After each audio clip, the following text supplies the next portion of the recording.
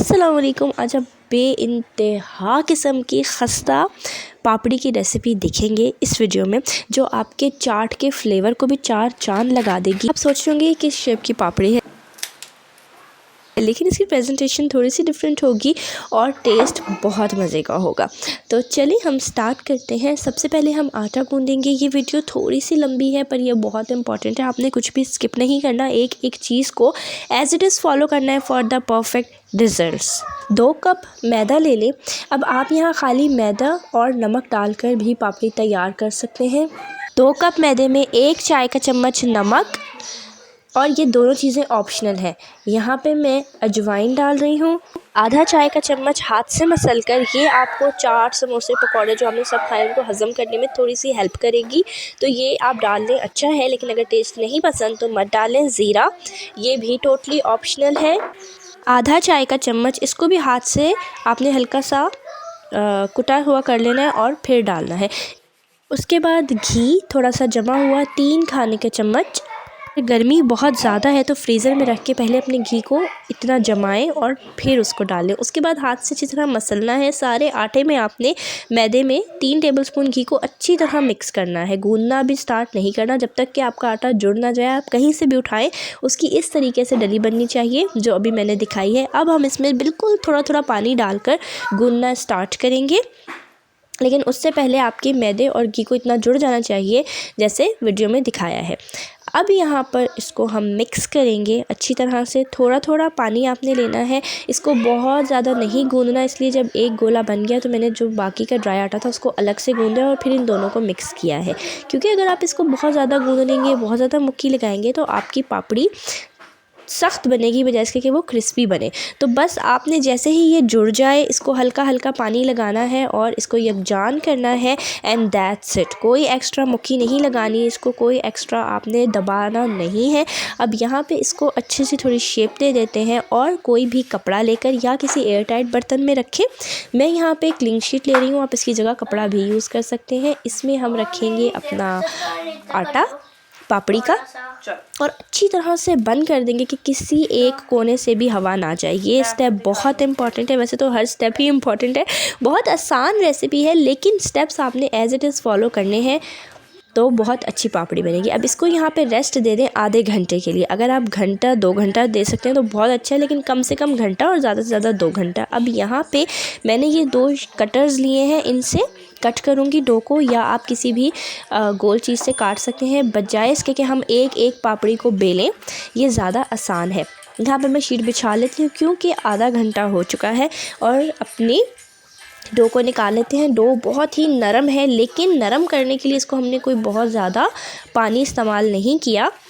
अब यहाँ पे सिर्फ आधी डो में इस्तेमाल करूँगी, सारी एक साथ नहीं बेलनी आपने, क्योंकि वो फिर ड्राई हो जाएगी, उसको टाइम ज़्यादा लगेगा, उसकी इतनी कटिंग होगी, सब कुछ होगा। तो आधी हम लेते हैं और बाकी को वापस क्लीन शीट या कपड़ा, जो चीज़ भी आपने इस्तेमाल की उससे ढक के आपने रख देना है, ताकि इसका मॉइस्चर भी बरकरार रहे और वो ड्राई ना हो। अब इस स्टेज पे जब आपकी डो रेस्ट कर चुकी है, ठीक है, रेस्ट बड़ा इंपॉर्टेंट है उसके लिए, उसने थक जाना है वरना रिज़ल्ट नहीं अच्छा देना फिर। तब आपने इसको थोड़ा सा गूंदना है, यहाँ पे 3 से 4 दफ़ा, ज़्यादा अभी भी नहीं गूंदना। और फिर हम इसका अच्छा सा रोल बना लेंगे ताकि इसके नीचे भी क्रैक्स ना रहें। और बहुत ही कम क्वांटिटी में आपने मैदा लेना है। इस सारे मैदे में ना 2 पेड़े मैंने रोल किए हैं और उनमें से कटिंग करी है। इसको एक्स्ट्रा साइड पे कर दिया और डो के नीचे बहुत हल्का सा मैदा है। अब इसको हम बेल लेंगे। अब बीच में जब ज़रूरत होगी तो थोड़ा सा मैदा साइड से मैं बीच में ले आऊँगी और फिर हम इसको बेलेंगे। लेकिन जो क्वांटिटी मैंने डाली है उस सारी के ऊपर नहीं आपने अपनी डो को रख देना, ठीक है।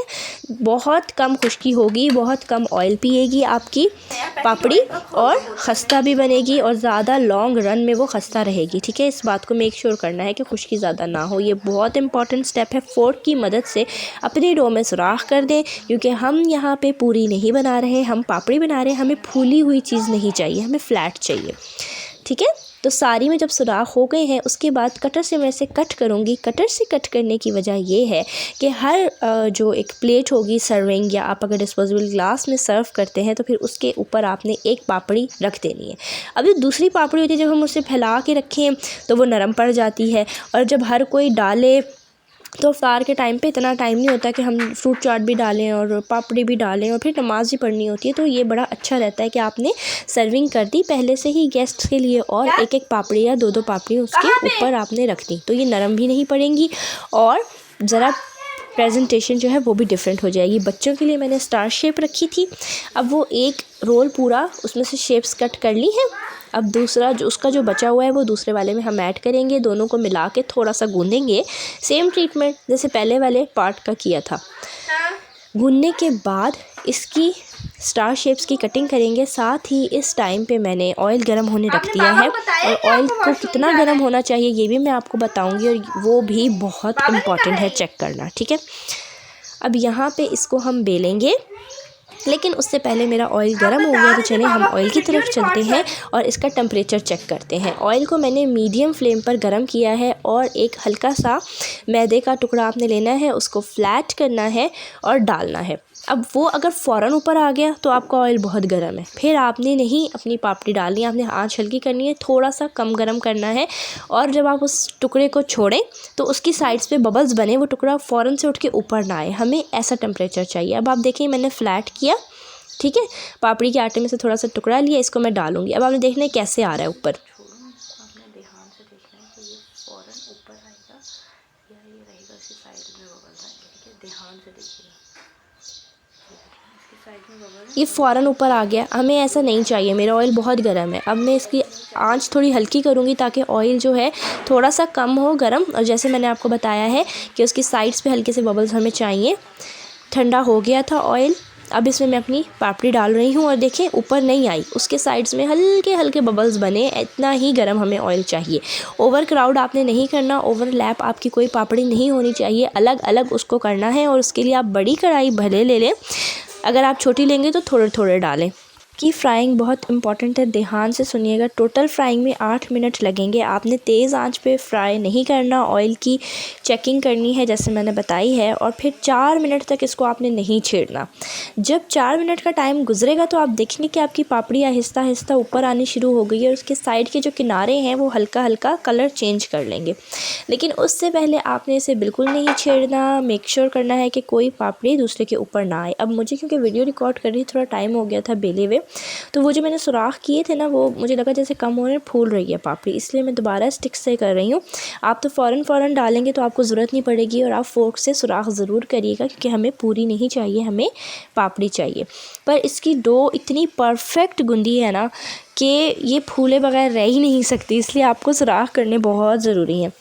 अब 4 मिनट के बाद आप देखेंगे कि बड़ा ही प्यारा कलर आ जाएगा। यहाँ पे 4 मिनट हो गए हैं और मैंने बिल्कुल नहीं छेड़ा, हिलाया नहीं, घुमाया नहीं, कुछ भी नहीं किया, और इसके जो नीचे के किनारे हैं उनमें अच्छा सा कलर आ गया। अब यहाँ पे वीडियो में फ़ास्ट फॉरवर्ड कर रही हूँ, लेकिन अगले 4 मिनट और लगेंगे और आपका ऊपर से भी बहुत अच्छा कलर आ जाएगा। बार बार उल्टा पलटी नहीं करनी, सिर्फ एक दफ़ा पलटना है। उसके बाद ये स्टेप बहुत गौर से देखें। अपने स्टेनर में ना आप कोई भी चीज़ डीप फ्राई करें, उसको इस तरह से करते रहें जब तक कि नीचे ऑयल टपकना बंद नहीं होता। उसके बाद उसको मैंने निकाल लिया है।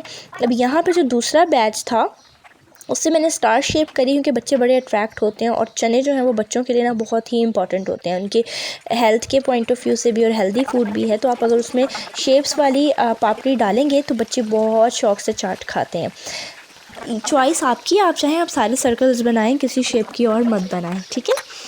अब यहाँ पे सेम प्रोसीजर फॉलो करूँगी। आप देखिएगा आपने मीडियम लो फ्लेम पर इसको रखना है, उससे हल्की नहीं होनी चाहिए, उससे तेज़ नहीं होनी चाहिए। तो पूरे 4 मिनट में ना आपका कलर आ जाएगा और टोटल 8 से 10 मिनट आपको लगेंगे आपकी पापड़ी फुल रेडी। यहाँ पे दूसरा बैच भी मैंने स्टेन कर लिया है और सेम इसको मैं उछालती रहूँगी जब तक कि ऑयल सारा निकलना बंद नहीं हो जाता। यहाँ पे हमारी दोनों शेप्स की पापड़ी जो है वो रेडी हो गई है, और अब इसका हम करेंगे साउंड टेस्ट कि ये कितनी क्रिस्पी है, वो आवाज़ से पता लगेगा। और आपने इसको स्टील की छलनी में रखना है जब तक ठंडी नहीं होती। अब साउंड सुनिएगा, ये भी क्या खस्ता पापड़ी, आपको मज़ा आ जाएगा। चाहे आप बहुत पतली भी बना सकते हैं, तो चलें जाएं बनाएं, अपने घर वालों को खिलाएं और एंजॉय करें।